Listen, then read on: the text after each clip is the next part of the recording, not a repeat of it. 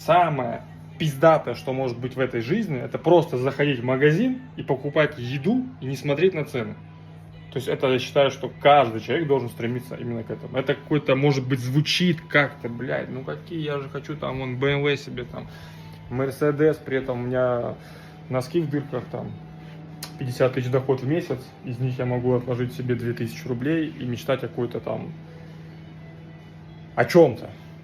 Но самые важные мечты – это просто покушать, просто заходить в магазин и покупать себе еду, которую ты хочешь. Заходить в ресторан и покупать себе еду. То есть, когда я начал зарабатывать, вот это было просто кайф, когда ты не смотришь на цены.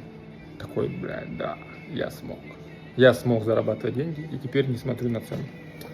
Все. А потом уже будете ваши Мерседесы, БМВ, телефоны, там, компьютеры и так далее и тому подобное. Просто, блядь, еда.